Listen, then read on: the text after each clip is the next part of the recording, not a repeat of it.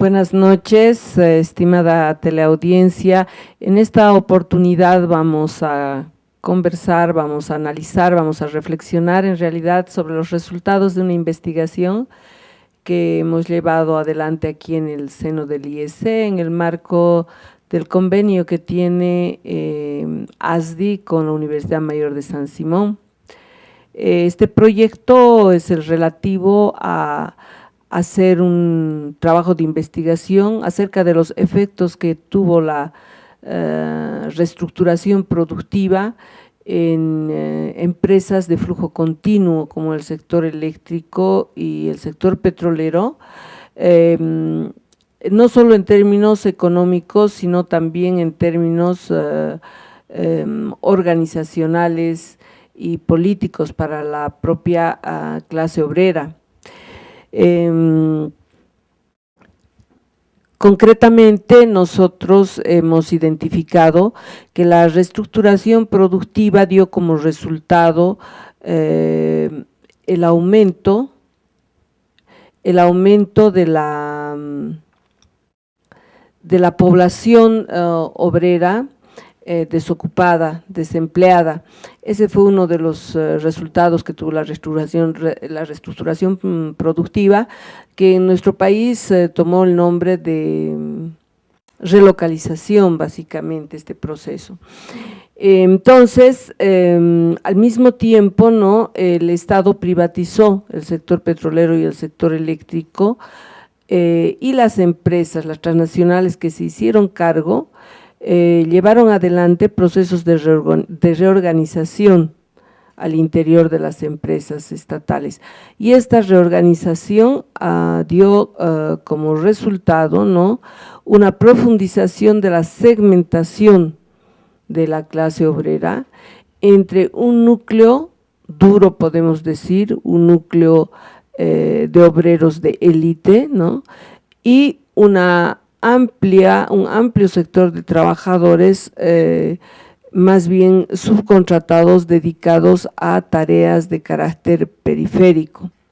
Entonces, nosotros nos preguntamos y trabajamos nuestra investigación tanto dirigida, digamos, al sector de subcontratados como al sector de los obreros de élite, para ver cuáles han sido las implicaciones económicas que ha tenido esta forma de organizar el trabajo al interior de las empresas, no solo las implicaciones económicas, ¿no?, sino también, ¿no?, las implicaciones que han tenido estas transformaciones en la capacidad organizativa de los trabajadores para poder luchar por sus propias demandas y por sus reivindicaciones. En este sentido, yo voy a ceder la palabra a uno de los compañeros con los que hemos realizado este trabajo de investigación, a Samuel, que él centró su trabajo sobre todo en el sector de los obreros de élite, del núcleo duro que decimos dentro de estas empresas. Bueno, buenas noches. Yo me voy a concentrar un poco en este sector, en este segmento de la clase obrera que se conoce de núcleo duro, ¿no? Bueno, inicialmente compartir sobre su origen, ¿no?, que básicamente se halla en una política estratégica de la patronal de asegurar a este grupo que le garantice el funcionamiento técnico de los procesos industriales, ¿no? Generalmente son grupos técnicos sin los cuales estos procesos industriales no pueden realizarse. Entonces es en este sentido que a un reducido grupo se lo asegura, ¿no? Ahora, el trabajo de este sector, de este segmento de la clase obrera, se concentra principalmente en el trabajo intelectual, ¿no? Son sectores que se concentran en lecturas de datos, identificación de tendencias, características de las condiciones de funcionamiento de las máquinas, lecturas de procesos, ¿no?, y fundamentalmente en controlar y reaccionar frente a eventos que pueden amenazar la estabilidad en estas industrias de proceso, en las industrias automatizadas sobre todo, ¿no? Es por eso precisamente, por las características del contenido del trabajo que este sector asume, que fundamental para la patronal es lograr la implicancia de este sector ¿no? La implicación, que es la orientación subjetiva, la presencia física, los 5 sentidos de estos sectores tienen que estar concentrados en el proceso productivo, ¿no? Sobre la característica de estos sectores se ha discutido mucho, sin embargo, se puede decir de manera resumida que es un sector que controla el proceso de manera colectiva, ¿no? A partir de un saber ser, es decir, a partir de características subjetivas, a partir de habilidades tácitas que han logrado reunir en experiencias, en su formación, y que las movilizan colectivamente y que les permiten pues, no ser reemplazables en un corto tiempo, ¿no? Entonces, en este sentido, las formas de organización que que la patronal utiliza para trabajar sobre este sector de la clase obrera tienden a centrarse en lograr la implicación, justamente este compromiso de este sector obrero, ¿no? Y para ello se orientan en dispositivos como el que voy a exponer más adelante, como el management participativo, que trabaja las relaciones humanas en el espíritu de crear un compromiso, una identificación con los objetivos de la empresa y, bueno, pues evitar cualquier diferenciación que pueda entorpecer esta concentración que este sector tiene que tener en el proceso. Voy a ceder la palabra a mi compañero Luis para que pueda hablar del otro segmento de la clase obrera, ¿no? Bueno, se ha hablado justamente de 2 segmentos, ¿no? El compañero ha hablado justamente del segmento de trabajadores que tienen, digamos, una cercanía con la patronal, que son asegurados, que tienen una estabilidad laboral. Hay otro segmento de trabajadores muy importante que ha aparecido y ha crecido en este último tiempo, como se explicó antes, que son el segmento de los trabajadores subcontratados, ¿no? Según datos del INE, desde el 95 al 2004, se ve en el mercado de trabajo del sector petrolero un crecimiento de este sector, mientras que, digamos, los obreros de planta, administrativos de planta, en cantidad han ido disminuyendo por las reformas que se han ido haciendo, la privatización de refinerías, la capitalización de empresas extractoras de petróleo. En la medida en que ha ido pasando esto, ha ido creciendo en un 30% más o menos la cantidad de estos trabajadores. Sin embargo, en cuestiones de tipo salarial, sus salarios apenas han crecido un 4% en casi una década, frente a trabajadores que tienen salarios que han crecido, digamos, en este caso de los de planta, casi a un 100%, entre 80 y 75% en una década, ¿no? Entonces, se ve una inamovilidad en sus salarios, ¿no? Entonces, lo que ahora, digamos, queremos preguntarnos quiénes son estos trabajadores subcontratados, que han crecido en número, pero que sus condiciones laborales se han mantenido, al parecer, en toda esta década y aún se siguen manteniendo, ¿no? Estos trabajadores subcontratados, concretamente en la refinería, son trabajadores que cumplen papeles periféricos y manuales, ¿no? Pongamos el ejemplo de que la refinería está compuesta por tubos, que por donde pasa el petróleo se refina, ¿no? Por ejemplo, máquinas que permiten ese paso de manera automática. Y de lo que se encargan los trabajadores subcontratados, muy al contrario de los trabajadores, digamos, propios de las empresas de petróleo y las eléctricas, es justamente a tareas periféricas ese proceso, que no responden directamente al ritmo de ese proceso. Por ejemplo, el mantenimiento eléctrico, mantenimiento mecánico, la limpieza de desechos que en algún momento sucede por llevarse de algún tanque de reserva, ¿no? La limpieza de áreas verdes alrededor, ¿no? Todos esos trabajos en general los realizan ellos, almacenes, dotación de equipos, todo eso. Ahora, ¿cuál es la característica de estos trabajadores subcontratados? La característica de estos trabajadores subcontratados respecto a la cualificación es justamente que son poco cualificados. Los que tienen más alta cualificación son justamente trabajadores que realizan el mantenimiento mecánico y necesitan un conocimiento técnico. Después los otros trabajadores son generalmente personas que han adquirido una experiencia de trabajo pasando por diferentes empleos, ¿no? Y bueno, se les contrata por medio de empresas intermediarias o por medio de la formación de cooperativas que hacen ellos para que hagan estos trabajos, ¿no? Lo que se va a ver siempre en ellos, justamente por este tema de la cualificación, es una inamovilidad laboral. Siempre van a estar en el puesto de subcontratados sin la posibilidad de poder ascender a otros puestos, justamente porque no cuentan con estos conocimientos y con esta educación formal que requieren a la hora de acceder a ese trabajo, ¿no? Ya, digamos, en el plano de cómo llegan a la refinería, de cómo llegan a las petroleras, a las empresas extractivas de petróleo, a la eléctrica, estos trabajadores se caracterizan por tener una amplia, una vasta trayectoria laboral en la que han pasado por diferentes empleos. La característica de la inestabilidad laboral y de haber pasado de un empleo a otro está presente en ellos, ¿no? Frente a esta situación, ellos han creado diferentes estrategias, ¿no? Diferentes prácticas, se puede decir. Por ejemplo, una de esas prácticas es la de tener un doble empleo que complemente, digamos, un empleo que complemente justamente el empleo principal en estas empresas contratistas. La otra es justamente tratar de, en mediano plazo, hacer su cooperativa, convertirse en patrón de otros trabajadores, ¿no? Y la otra justamente es tratar de cualificarse en el tiempo que ellos tienen libre, si es que no tienen familia, para tratar de alguna vez de pelear en el mercado de trabajo, acceder, digamos, a un empleo más seguro en este sector. Lo que también está muy, digamos que es un espacio muy restringido.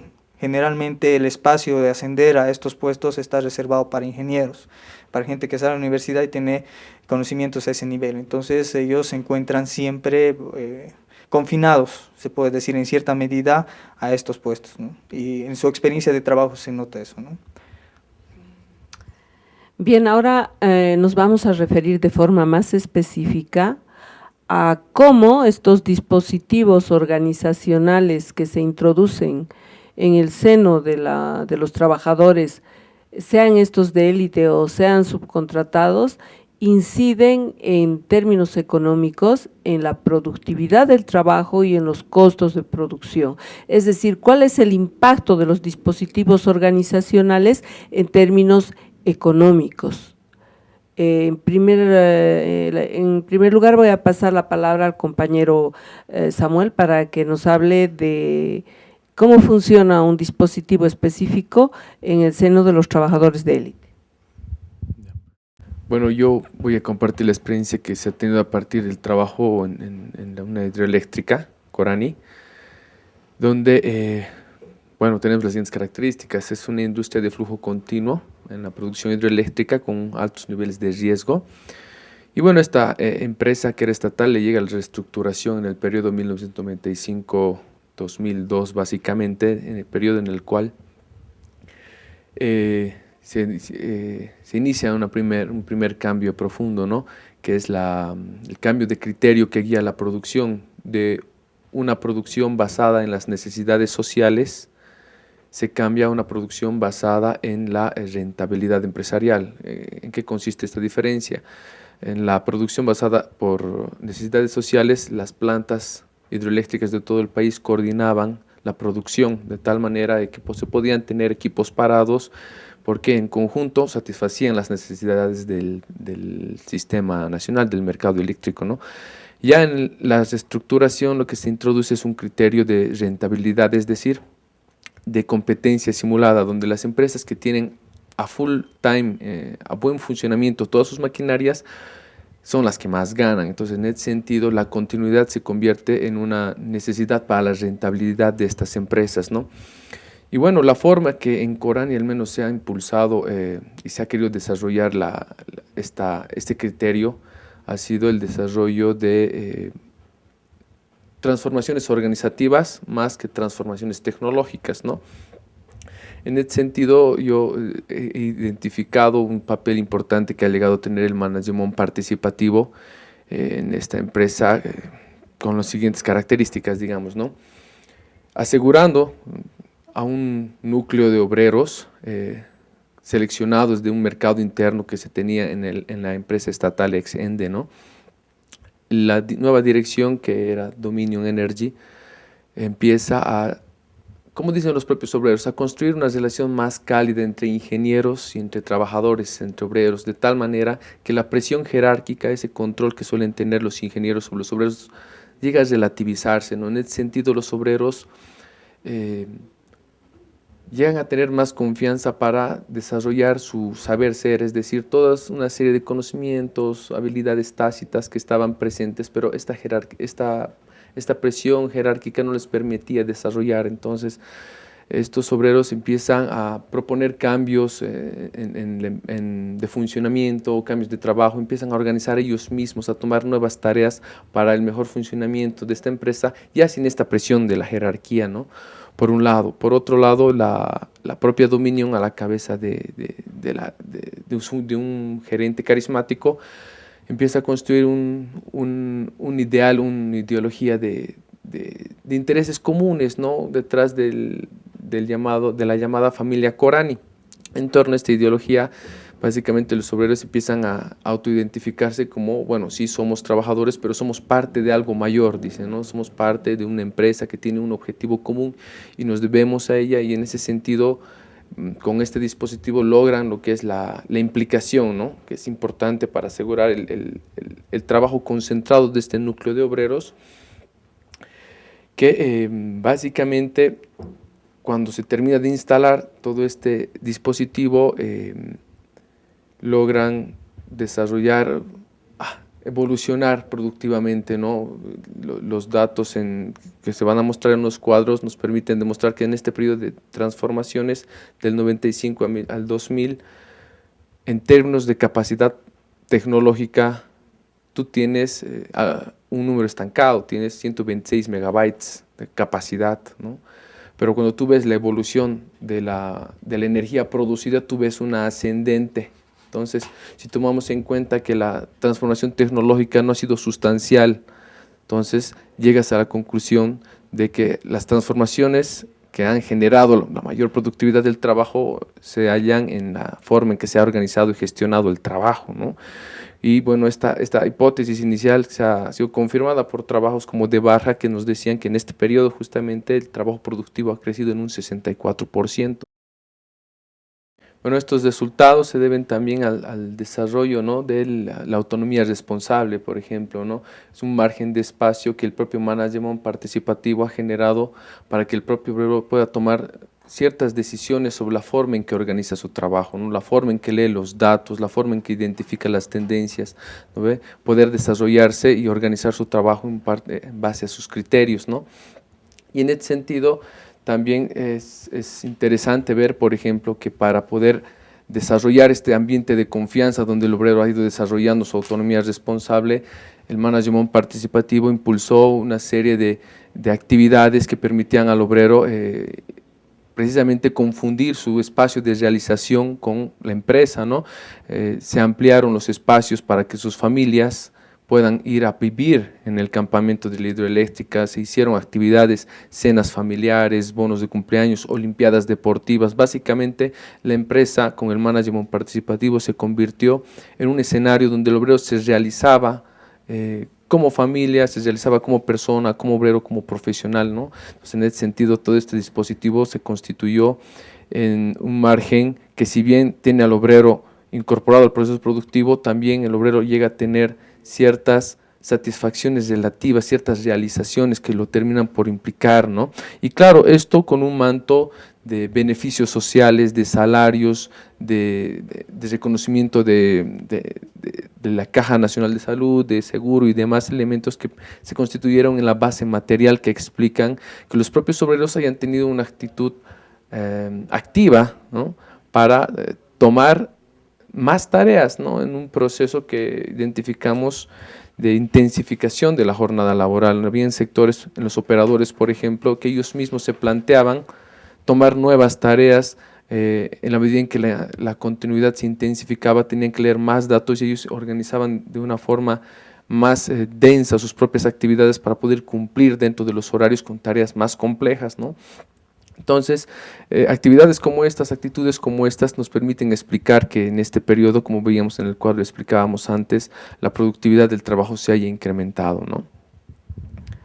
Bien, en el caso de la petrolera, bueno, las petroleras, porque no es una sola industria la que hemos estudiado, lo que encontramos es también estos dispositivos organizacionales que lo que buscan es implicar subjetivamente al trabajador está también el management participativo, y como parte de estos dispositivos está también lo que se llama el mantenimiento total de la producción, ¿no?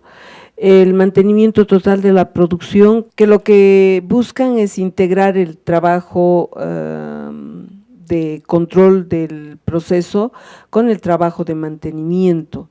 Se trata de buscar esta integración porque lo que se quiere evitar en estos procesos que son altamente automatizados es el surgimiento del evento, es decir, del paro de la maquinaria por algún defecto que lleve al paro de la planta, que necesariamente incide, digamos, en un alto costo para la industria petrolera.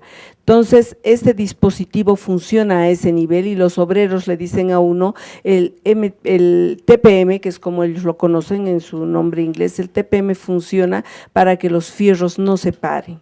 Entonces, en esa intención de mantener el flujo continuo del proceso y la marcha permanente de la planta, es que se organiza el TPM alrededor de lo que se vienen a llamar los grupos autónomos o semiautónomos de trabajadores.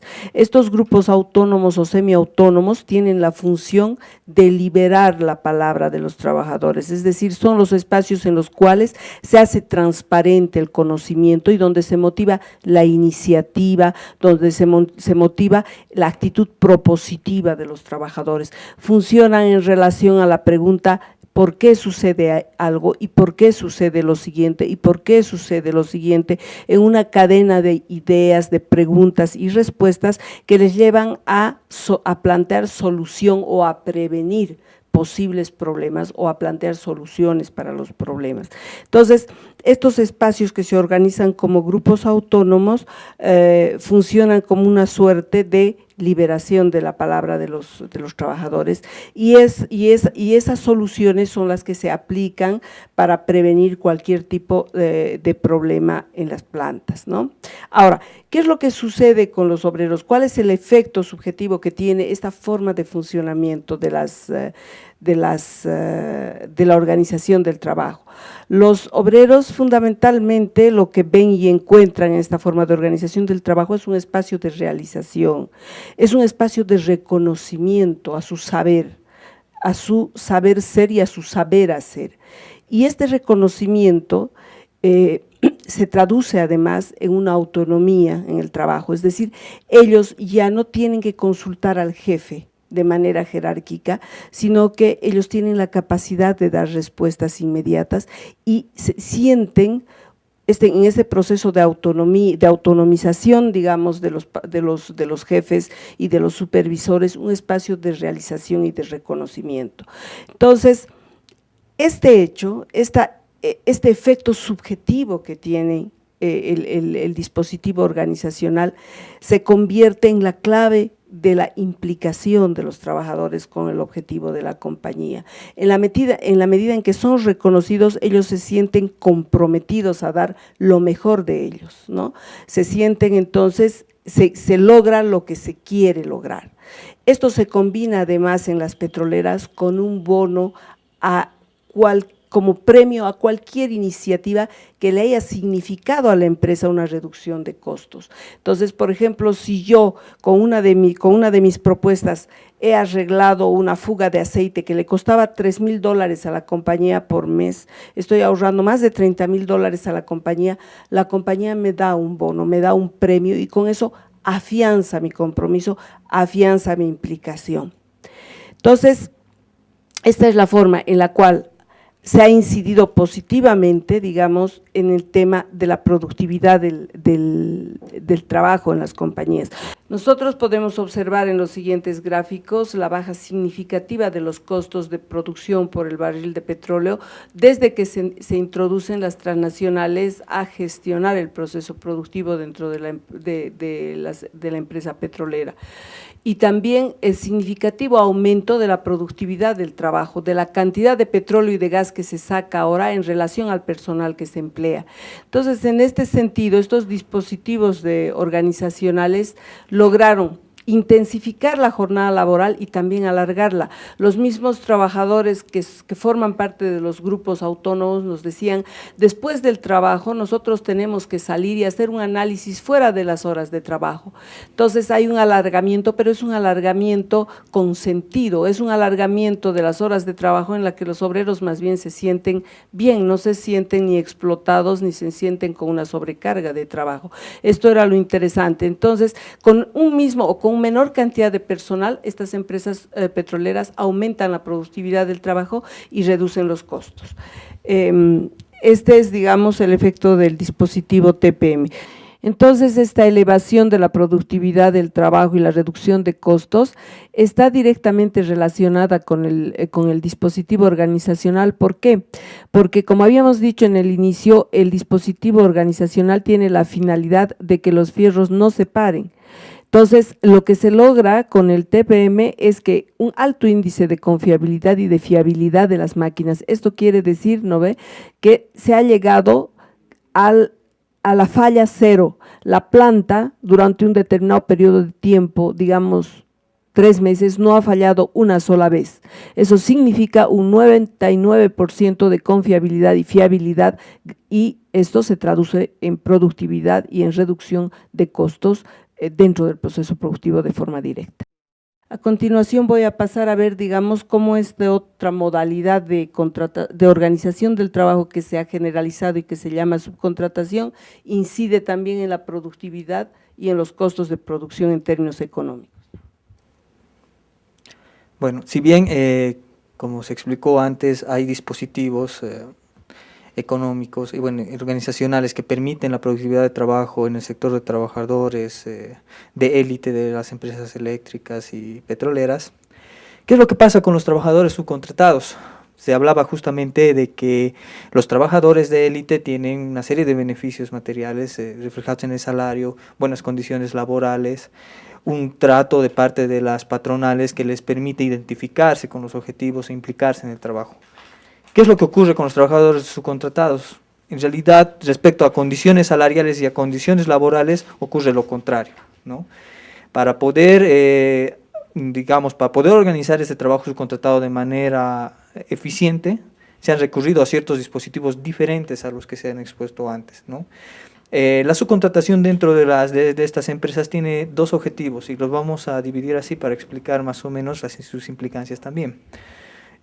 Por una parte se trata de aumentar la productividad del trabajo y por otra parte se trata de que este trabajo sea realizado a bajo costo. Ahora, ¿qué significa aumentar la productividad del trabajo, en este caso del trabajo subcontratado? Hay un dispositivo que se llama flexibilidad funcional dentro de estas empresas.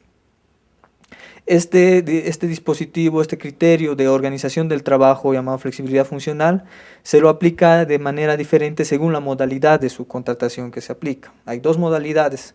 Una primera modalidad es de que la empresa madre derive, digamos, ciertas funciones mediante un contrato de servicios a una empresa intermediaria. Y esta empresa intermediaria contrate fuerzas de trabajo, obreros que realicen ese trabajo. La otra modalidad es que trabajadores subcontratados se organicen bajo una cooperativa y bajo el manto de la cooperativa ellos agarren esa licitación, esa prestación de servicios, ¿no? Cada una de estas modalidades va a tener diferentes implicancias respecto a la flexibilidad funcional que se aplica, ¿no?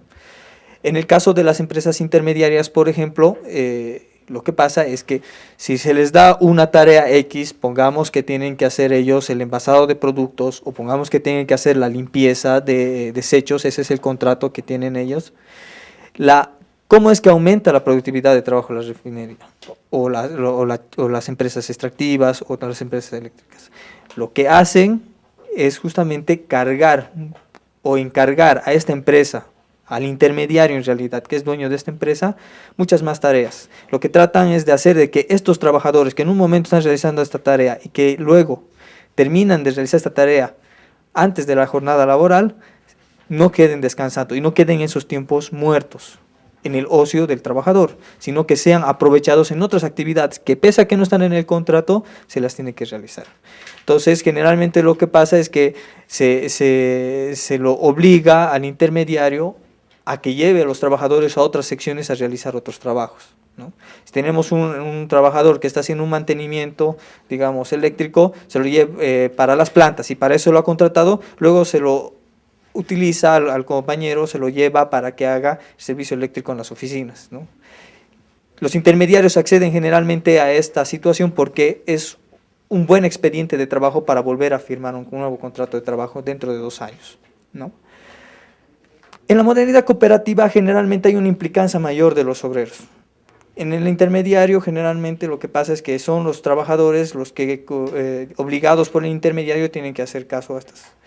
La cooperativa llega a ser digamos un mecanismo, una forma de organización muchísimo más perversa respecto de los trabajadores, porque es a partir del interés que tienen los trabajadores de mantener su cooperativa a flote y con contratos, ¿no?, vigentes en la refinería para que no se disuelva, que las empresas, por ejemplo, las empresas madres en el sector petrolero y eléctrico aprovechan, por ejemplo, para darles y cargarles más tareas, ¿no? Si estás realizando, por ejemplo, el trabajo de la limpieza de ciertos productos, estás realizando, por ejemplo, la administración del almacén de productos terminados, lo que trata de hacer justamente la empresa madre es quedar en un mutuo acuerdo con estos trabajadores de la cooperativa para aumentarles tareas fuera del contrato de trabajo, ¿no? Y los trabajadores tienen que aceptar, ¿para qué? Para justamente poder mantener lo que ellos llaman la cooperativa, la sociedad que tienen ellos de trabajo ahí, ¿no? Esta figura del socio lo vamos a explicar más adelante. Ahora, respecto de este tema, por ejemplo, podemos escuchar el siguiente testimonio corto de los trabajadores respecto del aumento de tareas, ¿no? Cada día una de distintas empresas, cualquiera, pero de ambientalización y comunicación para que quieren prevenir accidentes. Partimos de ahí. Después de la charla se hace muy buen entendimiento y después recién nos vamos al trabajo, ¿no?